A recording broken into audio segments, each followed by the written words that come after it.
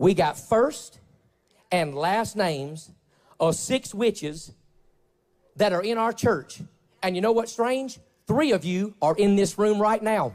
Oh, yes. This is Greg Locke. If you're unfamiliar, he is a megachurch pastor, televangelist, and a nutter butter of epic proportions who decided to go on a witch hunt.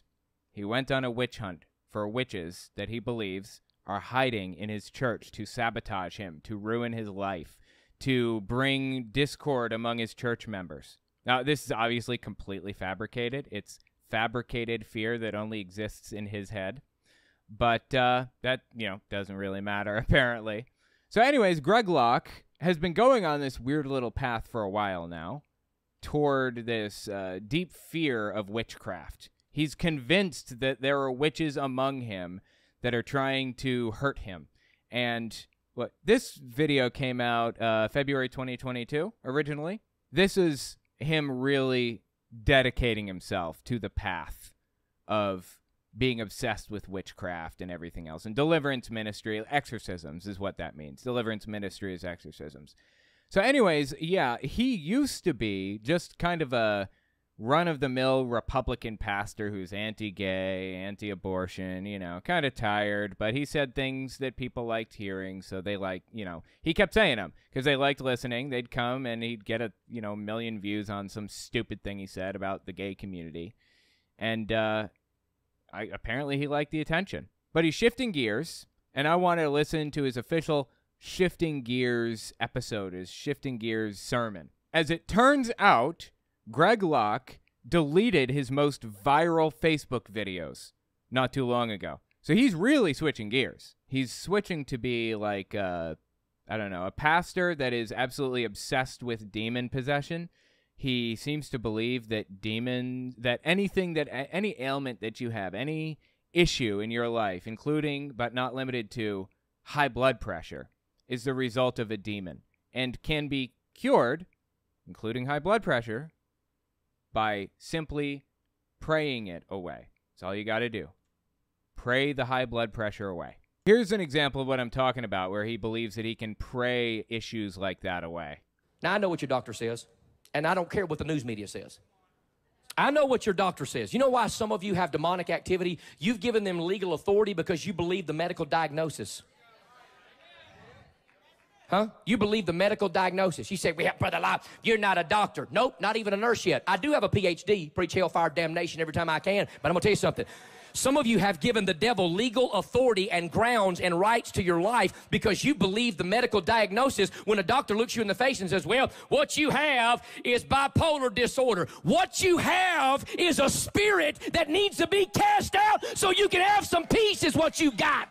You see what I'm saying? He believes that he can just pray away bipolar disorder or schizophrenia. He mentioned schizophrenia in a minute, too, in this video. So, anyway, just disconnected from reality entirely. This dude is absolutely obsessed with demonic possession and exorcisms and stuff. And this is very different from what he used to be. So he's doing a Shifting Gears speech, a Shifting Gears sermon, where he says, I am basically walking away from, just being the douchebag pastor.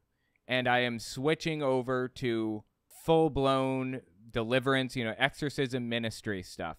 So I wanted to give this a listen, see what he had to say. And while we listen to this, we're going to play some Breath of the Wild 2. I'm just kind of going around grinding, so yeah. We're jumping in like an hour and 23 minutes into the video because at the beginning of his videos, he has like singing and all this other stuff. So it's the very beginning of the sermon, though. I am going to require more of your heart today. I don't normally ask you to jot things down. I'm not really much of a note preacher, but to get where we're going, I'm going to give you some references. They're not going to come up on the screens. I told the crew back there in the little headquarters today, you just worry about the text. I'm not going to give you all the rest of it. People can write stuff down. If you really want to study the Bible, then you'll write it down. You'll go back. You'll rewind it. You'll watch the video, whatever.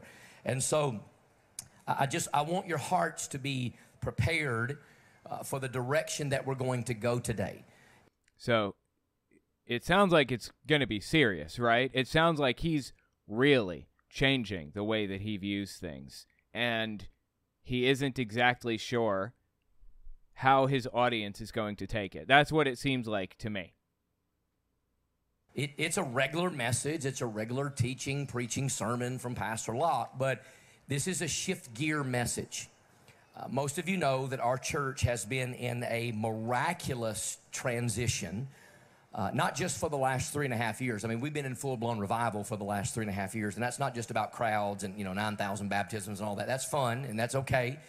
You can't trust a word out of his mouth. Don't trust that's even true about how many baptisms they had and all that other stuff. Like, nothing he says is trustworthy. Nothing. And it's not wrong to count. There's a book of Numbers in the Bible. And so... Don't know what that has to do with anything, but okay. I'm not against any of that. But in the midst of revival, we know that God sent us revival, and deliverance hit our church. And how many of you know, in-house and online, that deliverance changed everything about us? Remember, deliverance ministry is exorcisms. It's this belief that he's capable of exorcising demons from people. Right. Deliverance changed me, a lot of what I would say, and I'll talk about that, a lot of my methodology. And so today, I'm going to preach a message as a shepherd, right? I'm just going to preach from my shepherd's heart to your heart, talking about the heart of Jesus, because this is a very overlooked principle. It's a very overlooked context. And I'll be honest, I've been just like unbelievably... Dude is literally crying right now, seriously. Honestly, look, it perpetuates toxic masculinity to, shame somebody for crying. I don't believe it's wrong to cry at all. It's fine. In fact, it's good. It's good to cry, right? I believe that's a good thing, to let your emotions out in healthy ways. I believe that that's good. But this guy cries over literally anything. It's like, what the hell is he crying about right now? Anyway, I don't understand. Wrecked by these verses the last couple of weeks. And I told the Holy Spirit this morning, I'm not going to preach anything cute today. I'm not trying to razzle anybody. I'm not trying to be in a preaching contest and win a trophy. I'm not trying to get clicks and likes and shares. I don't care. Oh, he cares. He does. As you'll see in a few minutes, and I'm going to share something with you about that. Greg Locke deleted his most viral Facebook videos not too long ago. So he's really switching gears. Frankenstein, Greg believes in demons but is against divinations and prophesying. Notice he never prophesies. He tries to divide and conquer the crowd and church with that difference. What a nutter hatter, lol. Yeah, exactly. Actually, I do have video of Greg Locke prophesying. An actual video of him prophesying. Let's see. This is from May 14th, 2023. Don't bother me. Think about that. Just wait till they show up at your house one day. Wait till they show up. I'm telling you. You hear his wife in the background. Come on. Yeah. It's kind of weird. He's wearing the exact same shirt today. It's a weird shirt, dude. It's such an ugly one, too, in my opinion. I'm going to tell you right now. You listen to me. I'm going to tell you right now, prophetically, this is the gospel truth. Prophetically. You catch that? I'm going to tell you right now, prophetically, this is the gospel truth.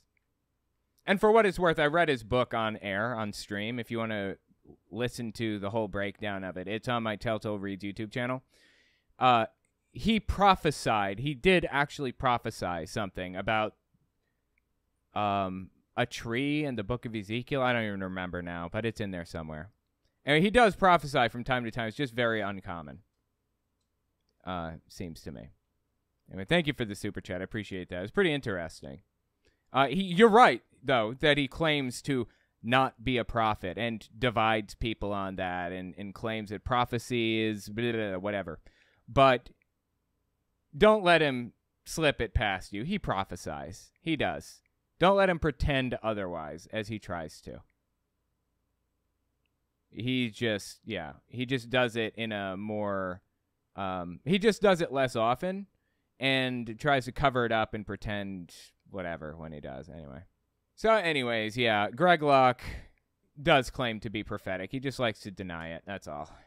But I just want to be faithful to the Bible today. I want to be faithful to our calling. What? Why is he crying? I don't understand. Again, I'm not one to discourage crying. I'm not, like, perpetuating toxic masculinity here. But literally, what is he crying over? I don't know. I don't know what he's like going on about right now. I'm so lost. Why is he like so emotional over? What is he so emotional over? And I don't know, maybe we'll cry a little bit, preach a little bit. Over what? What are we crying over? I don't understand. Like, again, I'm not opposed to this. Just tell me why. Tell me what we're doing this for. Exactly. But there's some things in the text that we got to talk about. There's some changes we have to make. There's some abundance that we have to walk into, and we can only do that. Some what? Some abundance? What the hell is that? When we tap into the heart of Jesus. And that's really what I'm preaching on today, the heart of Jesus. The heart of Jesus. This could be a whole series.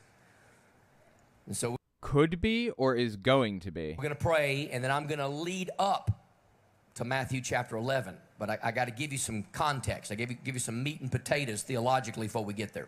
Okay, fair enough. That's a good way to do the, yeah, that's fine. That's a good way to kind of lead people into a sermon. Give me a second, though. I'm getting a high glucose alert from my thing. I want to make sure that the cat's glucose is not, like, through the roof. Hang on. Cat's glucose is really, really hard to manage. If you don't do it just right, then you can, then the cat won't make it. You have to be very, very careful with this stuff. Anyway, what was I saying? Oh, I think we were going to continue watching.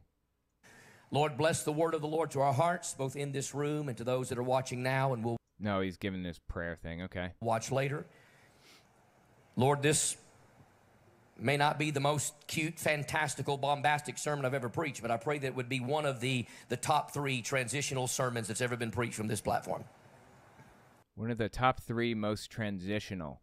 Again, he's shifting gears. He's pushing into an area that he was not in before, and he deleted a bunch of viral Facebook videos. I mean, this is a very different sermon than most others for Greg. In fact, religious news services have even written articles about what Greg is saying here, surprisingly. So move in our hearts today, move in our lives, move in our marriages. Lord, we look forward to tonight, weeks. I prefer to move in your mom. 75 of mass deliverance. Lord, thank you for that revival and how it just burst out on the scene. Not just here, but everywhere we're going around the world. Hearing of other churches, even. Was it just me, or did somebody else hear that jagoff clapping just now? Might have just been me. It sounded like somebody was clapping right in the middle of a prayer. Right now, Lord, walking in the gift and grace of deliverance that never even imagined to. So, Lord, thank you. Just set people free. Deliverance is the children's bread, and we thank you for it. So, Lord, bless the word of God to our hearts. Give us ears to hear, hearts to absorb like spiritual sponges. I pray you'd keep distractions to a minimal, and you'd just fire us up today in the name of Jesus. I mean, not for nothing, but what if God doesn't keep distractions to a minimum like he requested in his prayer? Does that mean God, doesn't want him to say it? Does it mean God's not real? I mean, what does that mean exactly? Jesus, we ask these things, and the church said. As you study the ministry of Jesus, you will very quickly find that Jesus said some radical things. Last week, we notated that some of the things that Jesus said were so radical, so miraculous, so out of the box, so anti-church and anti-cultural that he even looked at his own apostles and said, will you also go away? Because many, shout many of his regular, daily, devoted disciples walked with him no more. So Jesus certainly said things that aroused people's imagination to the place where they either got right or they got out. Okay, sure. Jesus said things people didn't like, yes. And that, pushed people away. Agreed. Greg Locke is an extremist and is desperate to make it out as though Jesus was also an extremist. So, I mean, take it with a grain of salt. Everything that he says here. I don't believe that the guy knows what he's talking about when it comes to the Bible. So Jesus would very theologically and declaratively weigh his words. Oftentimes, he would say things that were so off kilter for the religious crowd that it would shake and bake them out of their theological concepts, and they would say, throw this man off a cliff. Shake and bake them, huh? Okay. He's a blasphemer. He is worthy of death. And yet the Bible says that it was not yet his time, and Jesus would convey himself away through the power of the Holy Spirit, and literally a cloak of invisibility would fall upon him, and he would walk through the crowd unscathed because he... Okay, so Greg Locke is saying he believes that Jesus had a cloak of invisibility. He literally just used that phrase, cloak of invisibility. Really? Okay. Did not come to be bullied and pushed off a cliff. He came to die on a cross for the sins of the world and shed his blood so that we might be saved from our sin. So Jesus said some crazy stuff. Sure. Yes, he did. You know what was most interesting about like the whole thing? Jesus created what basically amounted to a religious cult. All the way back in, 2,000 years ago. It was a religious offshoot of the Jewish religion. It was kind of like, it was so different from Judaism that it's like Scientology is for us today. Like very, very different. Although I guess, it wasn't really like violent or whatever, the way that Scientology is. But Jesus' little group was very different and very, very blasphemous for claiming that he was, somebody special, the Messiah or whatever. And that really upset some Jewish leaders and stuff that he made that claim. So anyways, yeah, Jesus was very he had a lot of unusual beliefs, to put it mildly. And a lot of people did not like that at all. He said some really crazy stuff. Yes, he did. But it's interesting how many times Jesus did, and even more to me interesting, how many times he did not say something declarative and definitive, such as, I am fill in the blank. Yeah, so let me explain something about how this works. The book of Mark was the first gospel written. The book of Matthew and Luke were based off of Mark. And the book of John was based off of all of that. And they were all written, certain periods of time apart. So the book of John, I believe, is the last one to be written. And it was written in 110 years after Jesus came around, roughly. I think Mark was 70 years after Jesus came around. Maybe 35, 40 years after he died. So we'll say, we'll say about 35 years after he died. So from right now, it's like Jesus came in the year 1990. Except we have technology to record stuff now, and we did then too. They didn't back then. Most people couldn't read or write. There was a rich tradition of oral storytelling to record, information back then, because almost nobody could write. It was only a select few. And, interestingly enough, all the way back then, 2,000 years ago, typos or writing errors or whatever were just as common as they are today, fascinatingly. So, yeah, there were people that could write, but it was uncommon, and there were a lot of errors in the writing.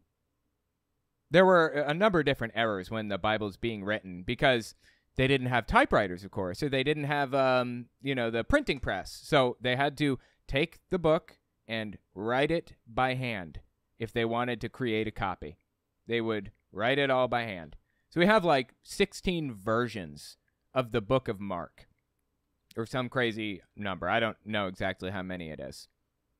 A ton of different versions of the book of Mark, and they're all different from each other because they all had like different errors. And each writer wanted to add their own little pizzazz, their own little story to it, their own version. And that ended, actually, with the book of Mark having completely different endings in some context, in some versions that we have. Completely different endings. Like, We started out with one version of Mark that ended in chapter 16 on verse 19, but the earliest version that we could find ended on verse 8, not verse 19. So it's widely considered to be a forgery. The last, 10 verses or however many are considered to be forgeries. They're fakes. They were added after the fact. Figuring out exactly what belongs in the Bible and what doesn't. Not a perfect science at all. It's actually really, really complex. And we should leave it to religious scholars. And what religious scholars have determined is that the book of John is the least reliable. In fact, it's almost certainly fake. In my opinion, if you want to read the Gospel of Jesus, you should be reading the book of Mark, and that's it. Because the rest have errors and mistranslations and everything else. There are a couple different types of errors that came about as a result of not having a printing press. One of those error types is when somebody is reading and they just jump down a line. They skip a line of text completely. They thought that it ended later than it did or whatever. And there's another one where they're flipping to another page and they miss one of the pages. They stick together and they miss an entire section of the book as a result. There are a ton of errors that come along with not having a printing press, basically. And we can see that as evident as it gets in the Gospels. John is the least reliable out of any of them. We should not be taking the Gospel of John at its word at all. And what's more, the guy that wrote the book of John believed that Jesus was the Messiah, and he believed in the Trinity. Something that, by the way, Jesus did not even believe and never espoused at any point in the book of Mark, Matthew, or Luke. It was added after the fact by John. The book of John was made to seem as though Jesus believed himself to be the Son of Man, which is the Messiah of the Old Testament, and he believed that he was God. The only book that says that is John, and it's just not reliable at all. So keep that in mind as we go through. The only I am statements, as Greg Locke talked about a minute ago, that you can find are really in the book of John. After the fact, after Jesus had been dead for like 70-something years, and after the writer already had an idea in his head and was going to try to create that idea for everybody else. Oh, there's times that he used the phrase, and he was very theologically savvy. He was very demonstrative when he would use the phrases. So before we get to Matthew chapter 11, which is the jumping point of our real message today, I want you to jot down some references. I've got some right here. Matter of fact, it's all from the book of John. I listened to part of this already. He's just going to quote the I am statements, where Jesus declaratively says, I am the Messiah. I am the Son of Man. I am blah, blah, blah. Again, basically only found in the book of John. I wrote them down. I don't want to miss them. I want you to get this. I want you to wrap your hands around this. Get your mind around this. Sink your spiritual, theological teeth into this, all right? We believe in feeding the sheep, not slopping the hogs, right? We believe in giving people the power and the influence and the authority of the Word of God. This dude just sits around and comes up with these stupid phrases, right? We believe in feeding the sheep, not slopping the hogs. I felt so small I could have sat on the edge of a dime and my feet wouldn't have reached the ground. I don't give two flips of a wooden nickel. He just sits around thinking this stuff up, doesn't he? Greg has to say doesn't matter. What God has to say is revolutionizing to your life. So I want you to jot down some things that we call the I am statements. And I found some more than just the 7 major theological ones. I'm going to give them to you a little bit in order here. I just want you to jot them down. I'm only building a case for the direction that we are going. Here are some of those statements. Write down, if you would, John 4:26. Don't go to any of these. We don't have time. In John 4:26, Jesus is talking to a woman at the well. She says, we've heard that Messiah will come. Jesus looked her square in her face and said, he that talketh to you is he. I am the Messiah. Again, the book of John believed that Jesus was the Messiah. Or let me rephrase. The book of John believed that Jesus was the Son of Man. As far as we can tell, even Jesus didn't believe that. I'm him. So Jesus very definitively in that one sentence, he said, I am him. I am the Messiah. That is a declarative I am statement. Then write down John 6:35. In John 6:35, we saw last week 2 times in that context, Jesus said, I am the bread of life.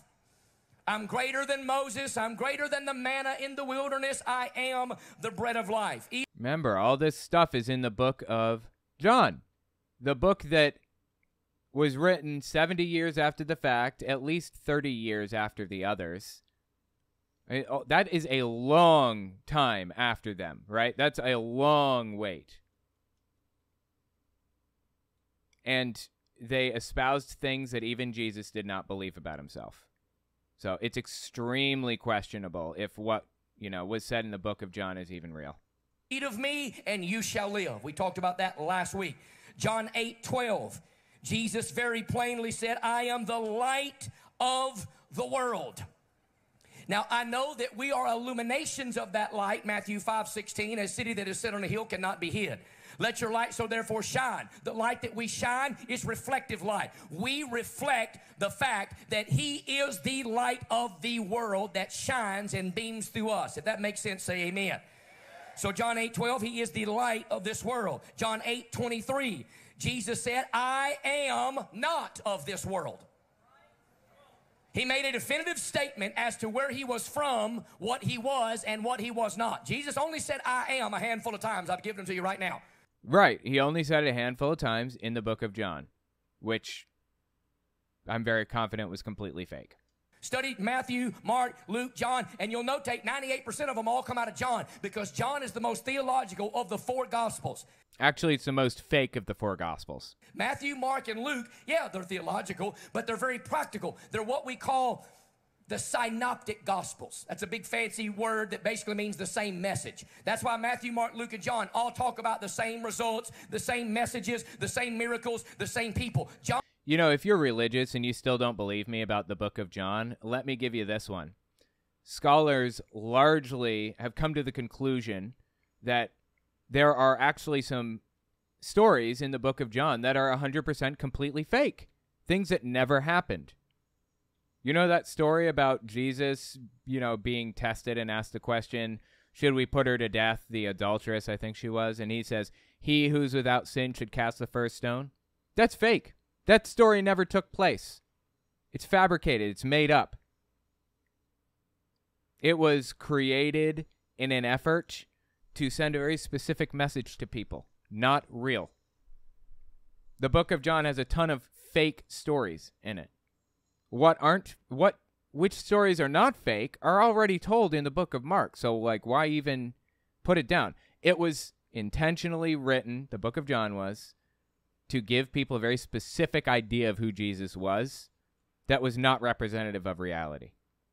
John is 21 chapters, and he mentions very little of what the other 3 mention. It's much more theological. That's why Jesus is declaring who he is in the book of John. And so in 8:23, he says, I am not of this world. John 10, verse 7 and verse 9, he says, I am the door. Right, so he's giving us the I am statements. If you look this up, this is stuff that's taught in seminary. Here are the I am statements. They're all in the book of John. I am the bread of life. I am the light of the world. I am the door of the sheep. I am the good shepherd.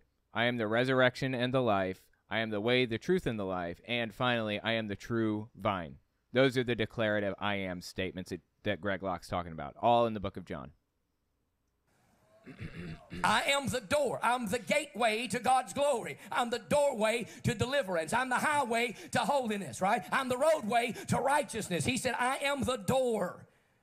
And then in John 10:10, he said, I am come that they might have life and life more abundantly. So again, there's only a handful of times, I'm going to give you the rest of them, where he specifically in a sentence said, this is what I am.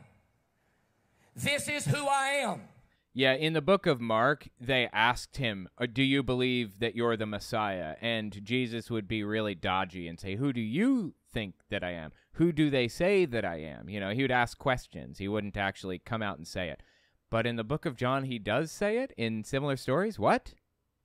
It's just very obviously fake, it feels to me. I don't know. That's just me. Let me know what you think. And he said right there plainly, in John 10:10, I am come that they might have life and life more abundantly. And let me remind you, if you grew up in church, you were taught to have life more redundantly. Boring Christianity is an oxymoron. Christianity must be entertaining? Is that what he's saying? That's interesting. Okay. There is no such thing in being saved from hell, sealed by the Holy Spirit, filled with the Holy Spirit, filled with the authority of the Word of God, walking around boring. There's no such Christian on the planet. So, i.e., if you are a boring pastor, you're not a real Christian. Isn't that interesting? He came to give us life and life more abundantly. So he said, I am come for this reason. Then in John 10, verse 11 and verse 14, he said, I am the good shepherd. Now, I am a shepherd, but I am not the good shepherd. He is. He said, I am the good shepherd. John 11:25. He said, I am the resurrection and the life. He claimed that. It was a definitive I am statement. I am this, I am that. Only in the book of John. He never, ever claimed any of this stuff in any of the other Gospels. And again, scholars don't believe that Jesus thought this of himself. I am the resurrection. I am the life. John 13:13. He said, I am teacher and Lord. So you say I am, you are correct. He said, I am teacher and I am Lord. You've said it, and I am exactly that. I am the teacher. I am the Adonai. I am the Lord. Then write down John 14:6. You knew that one was coming. He said, I am the way, I am the truth, and I am the life. Notice, he's not a way, a truth, and a life. He's the only way, the only truth, and the only life. This is such an easy applause line. Yes, Christians believe that Jesus is the only way that you can get to heaven. You have to get there through him. And Greg knows that it's an easy applause line, and that's why he's even saying it. So cheap. But he definitively, theologically used the phrase, this. Did you guys hear the go, go, go guy in the background there? You may have missed that, but there's some dude, I think his name's Patrick, I forget now.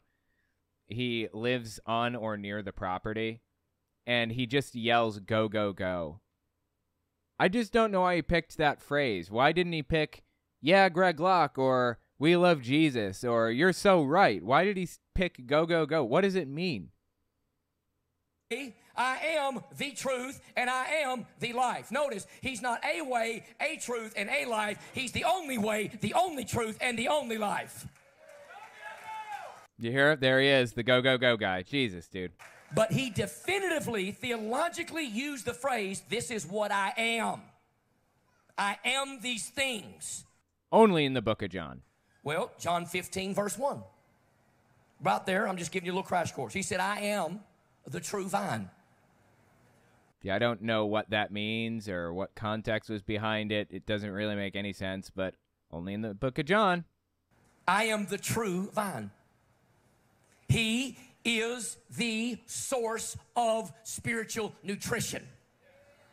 It's really interesting to see a nonsensical statement in the Bible. It means nothing.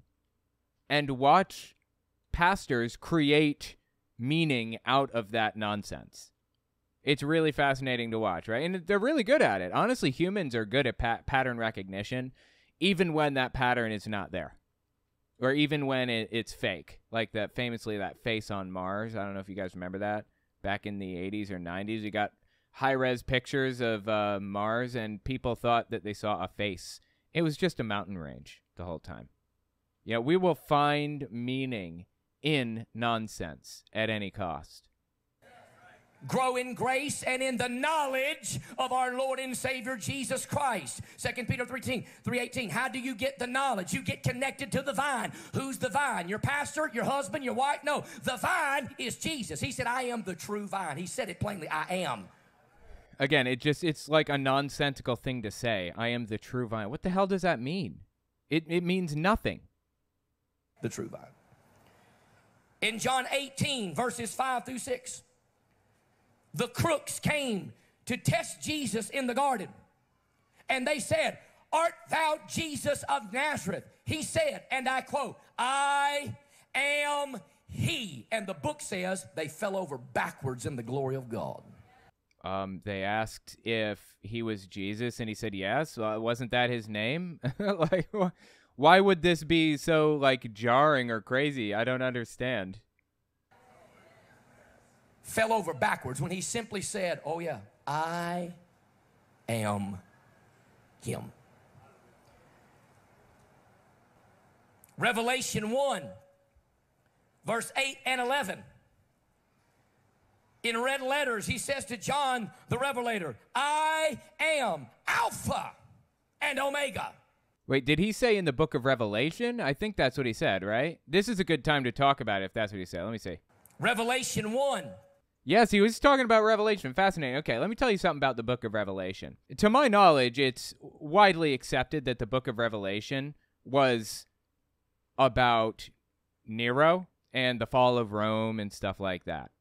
It was not actually supposed to be a religious text at all. But it was, passed off as a religious text, despite the fact that it wasn't intended to be taken that way by the Catholic Church. Like, they pushed it. They included it in the Bible when it didn't belong in the Bible at all. It should not have been included. It was what they'd call apocryphal. It wasn't supposed to be included.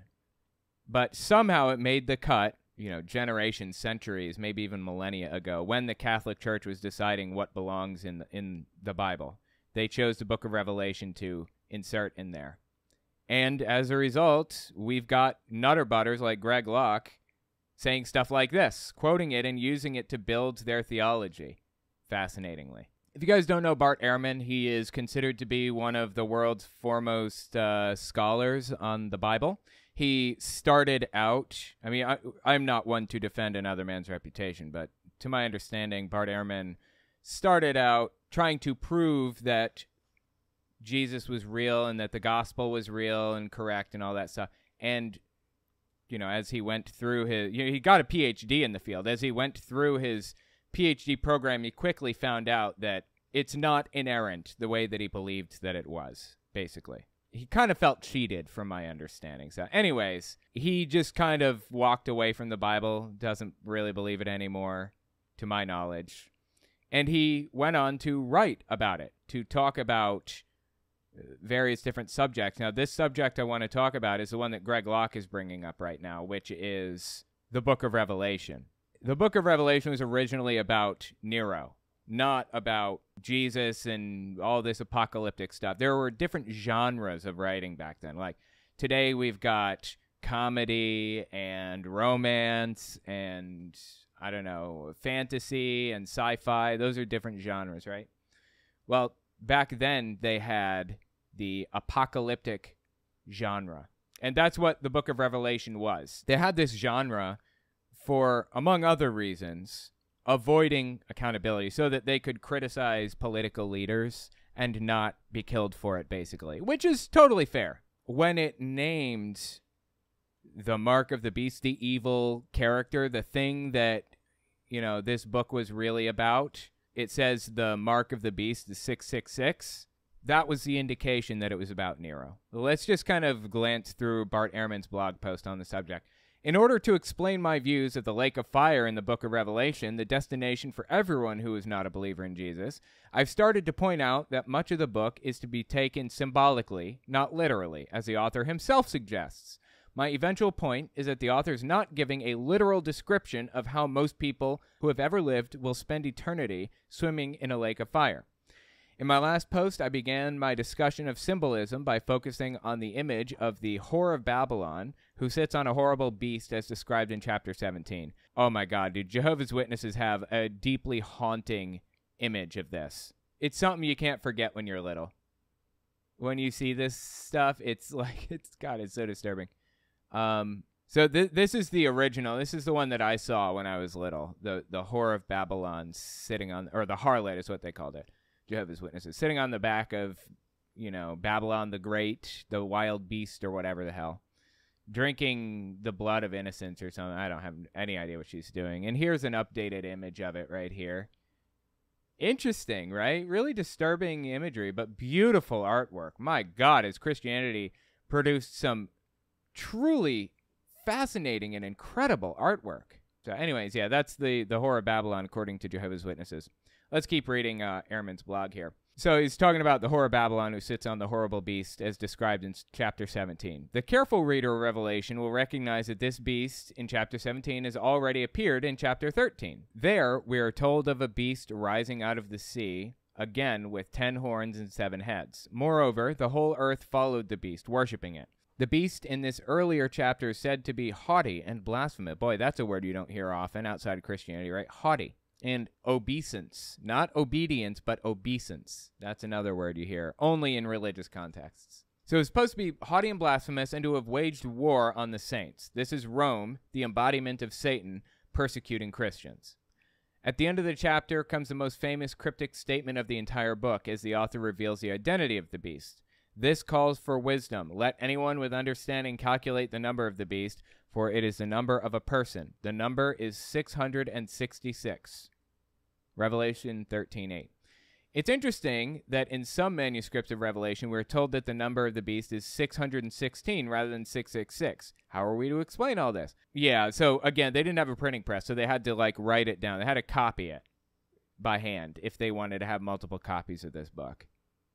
So you get multiple manuscripts of the same book. You got to go with the earliest manuscript you can find. Brilliant and profligate explanations have appeared over the centuries. Profligate? Is that the word? I've never heard that word before.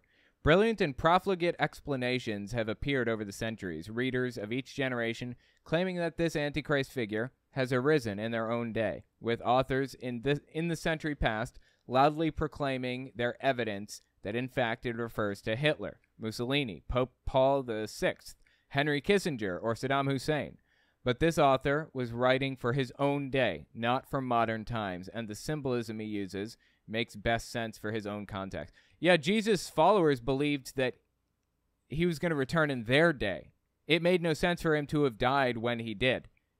If he was going to, come to power as a political figure and fulfill his role as the Son of Man, it didn't make any sense. Anyway, if we know from chapter 17 that the beast is Satan-controlled Rome and its rulers, we can probably assume that that's what the author means for chapter 13 also. But how do we make sense of the number 666? The author, in fact, is appealing to an ancient form of literary interpretation known as gematria, which involves determining the numerical value of words and names. Oh, that's fascinating. I had no idea. I know what gematria is.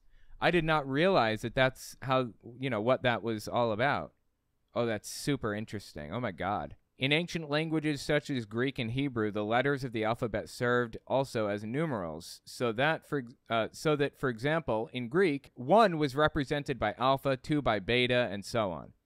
And that means every word had a numerical value, which could be calculated simply by adding up the value of each letter.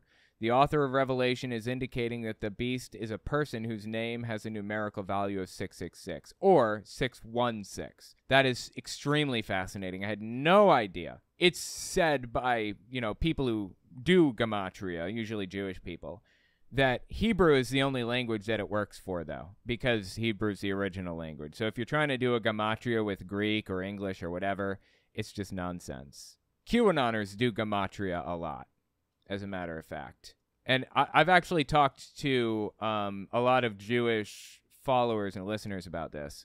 So, as Bart Ehrman said, simply put, gematria is just adding up numbers and letters. That's it. It's not, I'm sorry, it's adding up numbers represented by letters. So, the letter F would be A, B, C, D, E, F. It would be 6, right? And then, so if you're trying to find the word for Trump, you can find these gematria calculators. The letter T is the 20th in the alphabet. The letter R is number 18.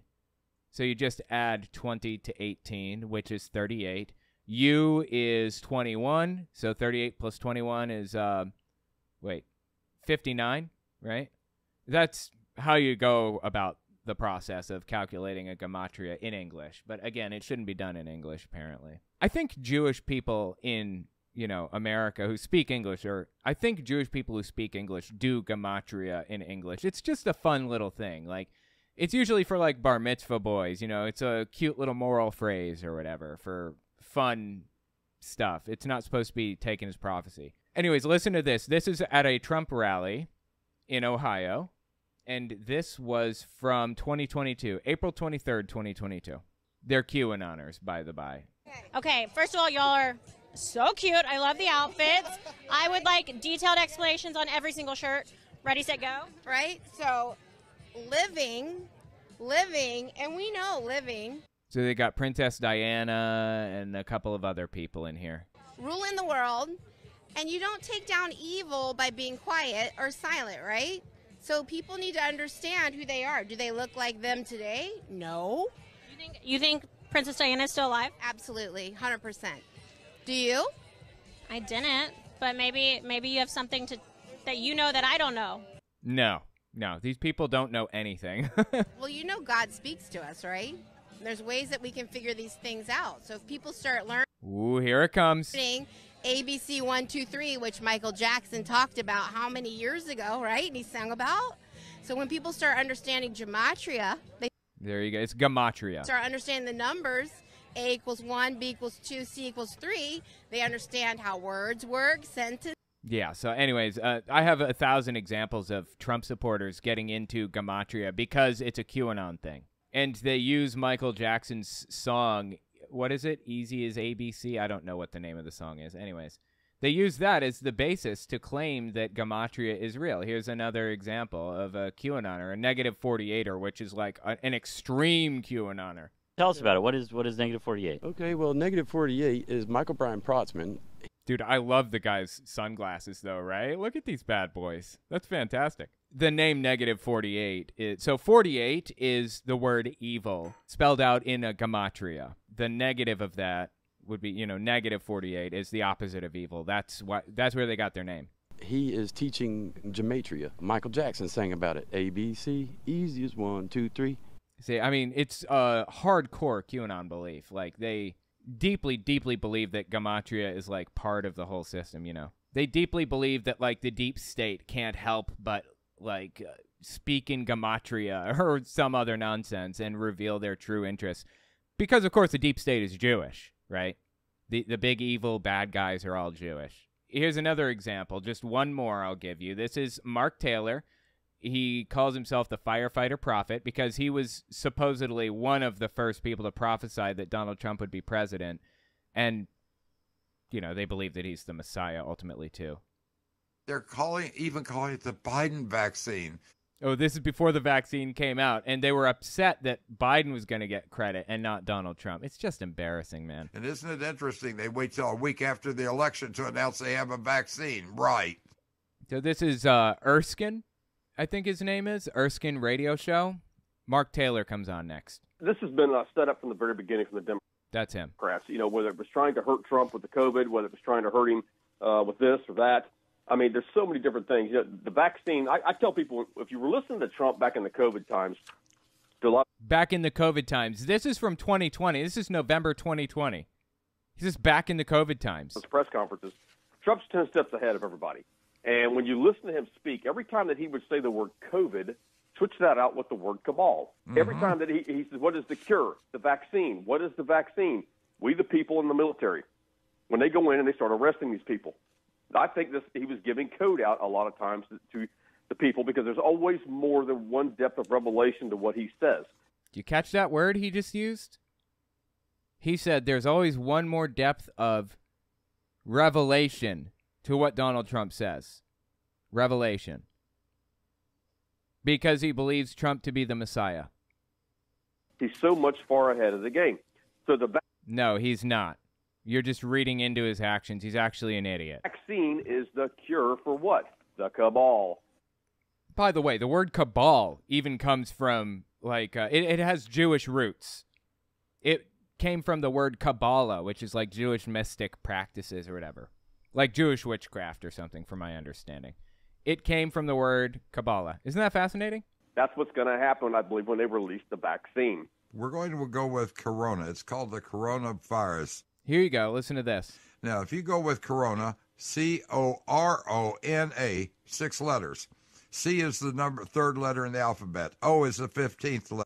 He's doing a gematria on the word COVID right now. 6 letters. C is the third letter in the alphabet. O is the 15th letter. R is the 18th. O is the 15th. N is the 14th. A is the 1st. 6 letters in corona. Those other numbers add up to 66. 666. A cult-driven script and a Luciferian human sacrifice, a mega ritual. Wow, that's a lot of buzzwords right there.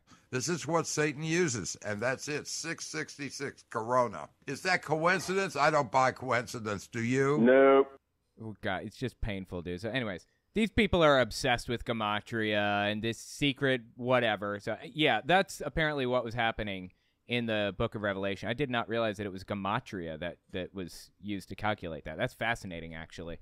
So 666 is actually the name Nero, apparently, or 616. So back to Bart Ehrman's blog here. The author, in fact, is appealing to an ancient form of literary interpretation known as gematria, which involves determining the numerical value of words and names. In ancient languages such as Greek and Hebrew, the letters of the alphabet served also as numerals, so that, for example, in Greek, 1 was represented by alpha, 2 by beta, and so on. And that means every word had a numerical value, which could be calculated simply by adding up the value of each letter. The author of Revelation is indicating that the beast is a person whose name has a numerical value of 666, which could be anybody. That way, they can't be hung up on a cross if the person they point the finger at doesn't like it very much. It was their way of avoiding persecution, basically. So they give it a numerical value of 666, and if people calculate it out, they know exactly who it is. It's a dog whistle is what this is. It was a dog whistle to Nero. That is so fascinating, actually. Modern interpreters have long recognized the answer to this puzzle. The ruler of Rome, long thought to be the first imperial archenemy of the Christians because of the violent persecution that he sponsored, leading to horrible bloody martyrdoms, was the Emperor Nero, ruled 54 to 68 CE. It is surely no accident that if you spell Caesar Neron in Hebrew letters, they add up to 666. Even more striking, there is an alternative spelling to the name, Nero, instead of Neron. Without that final N, the name adds up to 616. That's why you get different numbers in different sections.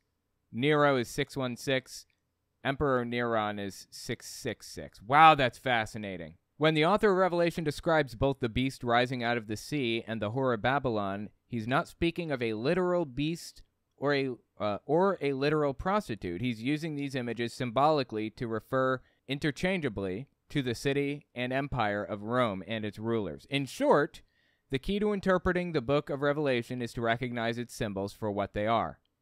And so we return to my earlier question. If the book is full of symbols and is clearly meant to be interpreted figuratively, why should we think that the horrible eternal lake of fire or the fantastically beautiful New Jerusalem are literal descriptions of the afterlife? In fact, these two are symbolic descriptions of realities that are beyond words to convey in a straightforward sense.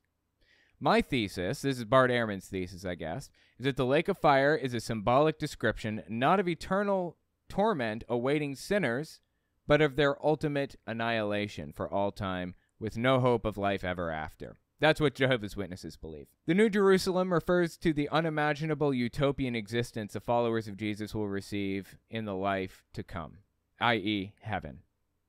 That's so fascinating. Oh my God. That's a really fascinating blog post. Let me know what you think about that in the comments. I'm just like, I've known about this, that it represented Nero, the 666. I just didn't know exactly how it all added up and everything. So I'm so fascinated by this blog post. Yeah, let me know what you think in the comments. That's super interesting to me.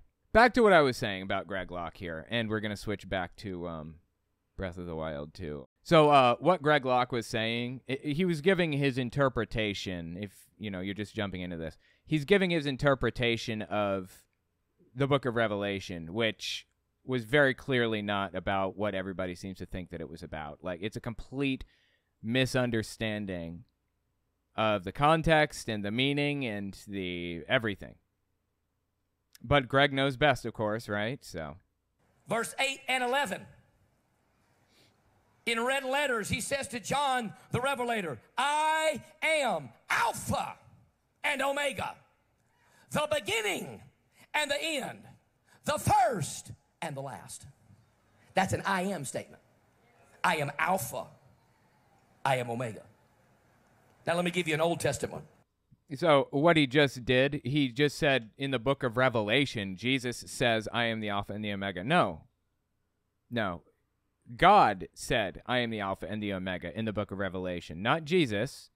See how he kind of conflates it and assumes things and builds it in, and by doing so, gets a completely different interpretation than was probably intended. In all seriousness, from what I've read, Jesus did not believe himself to be the Son of Man or the Messiah. I could be wrong about that. I'm pretty sure that Bart Ehrman has talked about this in another blog post and made it pretty clear that Jesus didn't view things that way. Exodus 3 and verse 14. Moses said, who do I tell Pharaoh has sent me? And God, through the burning bush, said, tell him, I am that I am. Not I was that I was, not I will be when I get around to it, not a God of the past, not a God of the future, but a God of the present time. He said, that saying, I am that I am, that's a rough translation of it, actually, but it's a confusing, nonsensical statement. Like, why would you say, I am that I am? What does that even mean? What a bizarre thing to say, right? And Greg Locke is like trying to make sense of something that is honestly completely incomprehensible nonsense. Yeah, in the Bible, God said, according to the Old Testament, I am... Wait, what was the... let me look it up exactly. It was Exodus 3:7. And God said unto Moses, I am that I am. And he said, thus... Oh my God, I'm going to get this sentence out. Thus shalt thou say unto the children of Israel, I am hath sent me unto you. So just call me I am. What? That doesn't make any sense to me. Okay, whatever. Just keep listening.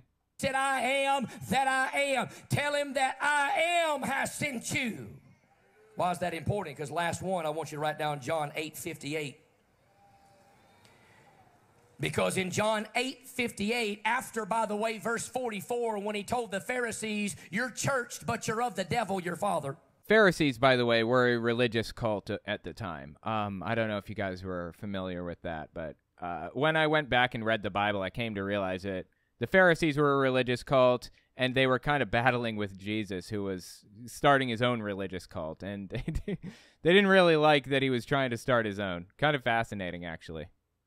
They said, we be Abraham's children. You know what Jesus said in John 8:58? Before Tell me, Greg. Or Abraham was, comma, I am. Again, from the book of John. The book of John is largely considered to be like, there are a lot of forgeries in the book of John, like a lot of fake stories that did not happen. Largely considered to be the least reliable gospel. Complete nonsense. And I guess they're trying to imply that Jesus was calling himself I am. I mean, again, complete nonsense. What? Ooh, there's the go, go, go guy again. Do you catch that? Oh, I love that guy. They said, we be Abraham's children. You know what Jesus said in John 8:58? Before Abraham was, comma, I am. The Jehovah of the Old Testament is the Jesus Christ of the New Testament. This drives me nuts that these people seem to believe that God's name is Jehovah. That is inaccurate. God's name is not and never was Jehovah. It was never intended to be Jehovah. That is a mistranslation. J's didn't even exist until the 1400s or something like that. It's really, really frustrating that people are almost lending credibility to Jehovah's Witnesses when they do this shit. God's name was Yahweh, not Jehovah. He said, I am has sent you. And they said, we are of our father Abraham. And Jesus looked at him and said, before there was an Abraham, I am. So this handful of times that I've had you write down, that's the only notes I'll give you. The rest of it you can just jot down as you feel it. We have demonstrative statements from Jesus. Wait, you have statements that demonstrate something? What are they demonstrating? That's what demonstrative means. It's like one of the tenses of the word demonstrate. What the hell are you talking about, Greg? What do you mean demonstrative statements? Saying, I am the bread. I am the way, the truth, the life. I am Alpha. I am Omega. I am your mother. The first. I'm the last. I'm the door. I have come. I am come that they may have life. I am the Messiah. I am.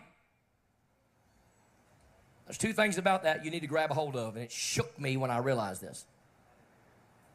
Number one is this. This is not an outline. This is just overflow. Okay, so he's just like making shit up now is what he's saying. Okay, go on. The first thing that shook me is there is not one of those I ams that I can be. Okay. So he's saying I am not the Messiah. I am not the whatever, right? I mean, Greg Locke specifically is not. Okay. I cannot emulate or example any of those I ams that I just gave you. I will never be the door, neither will you.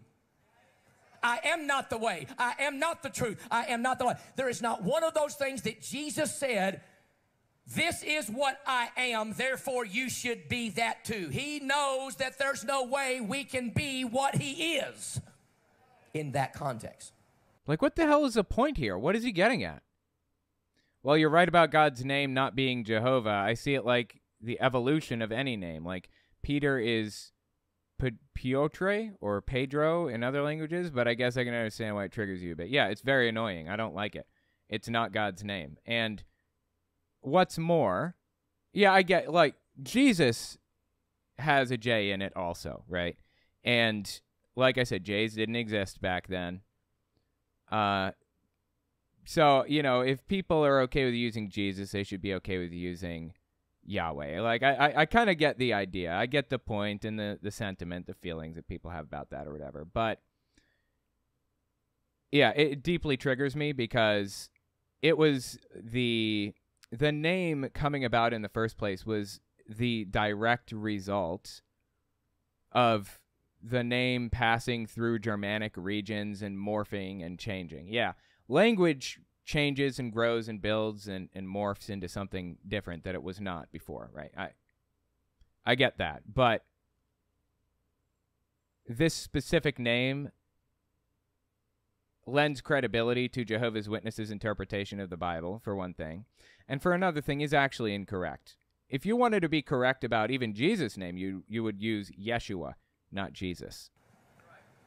So first and foremost, he doesn't give me any I am statements that I can emulate. But here's what really wrecked me. You were wrecked by this stuff? Of all the things that Jesus said about who he was, did you know there's only one time in the Bible that Jesus used the phrase I am, and he gave us an actual character trait? Being the bread of life is not a character trait. It's who he is. It's God. Being the way, the truth, and the life is not a character trait because you can't emulate that. Again, he didn't believe himself to be God. That was only added after the fact by the writer of the book of John.